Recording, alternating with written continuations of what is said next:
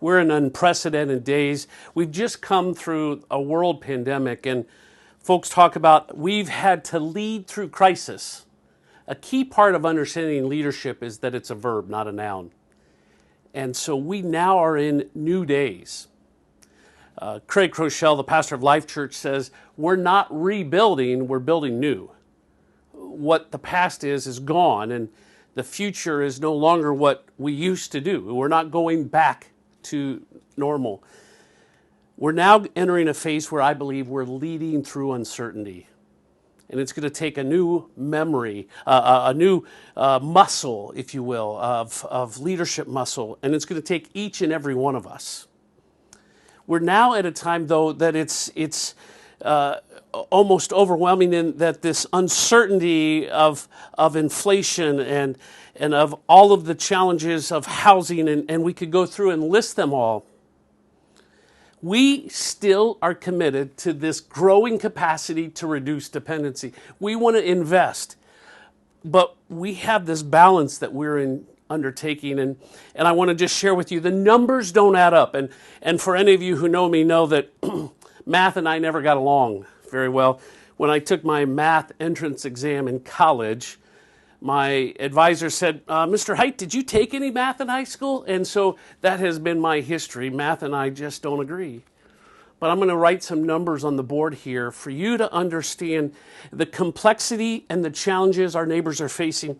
It is conservative to say that many of our neighbors are spending 40 to 50% of their income on housing. Those in the upper income probably spend less than 20%. You see this, it's not the same, and so inflation is a disproportionate tax on the poor. Gas, 23% is what our neighbors are spending. Those in the upper income are spending 8%. And this isn't about class warfare, but I'm trying to put it into context, is that we can't see it in the context of our own challenges. Food.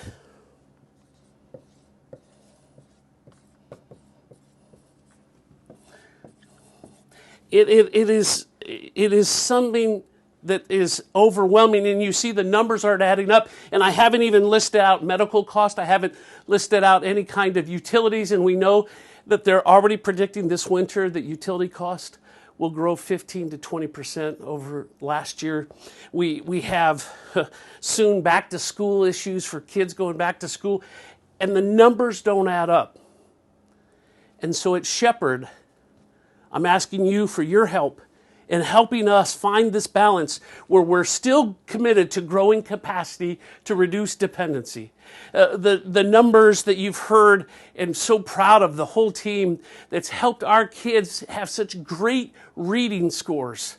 That's growing capacity to reduce dependency, but at the same time, we got to make sure they have food to eat and a place to live. We have our 6 focus areas, but you understand now we're sort of in this world of we've got to make sure that they're stable while we continue to move them forward. It's going to take your effort. It's going to take your part. It's going to take your insights. I need to hear back from you. How can we do this better? What are the things that we could do? How can we reduce our own cost so that we can make sure we have the resources necessary? We're leading through uncertainty. I am thankful that I can depend, Exodus 3:19, on the mighty hand of God to move. We're going to need your help as we trust in God to show up and for us to be the best stewards of what we have and to help our neighbors grow capacity to reduce dependency. Whether it's helping a kid learn, whether to read, whether it's helping an adult get a new workforce skill, whether to help one of our students go to Ivy Tech or to help a family with a box of food. It's a both and for us. As we move forward together, we're going to make a difference. We're going to grow the capacity of our neighbors to reduce their dependency. I need your help. Let's move forward. Leadership in uncertainty, but we can be certain of this, that God's mighty hand will move.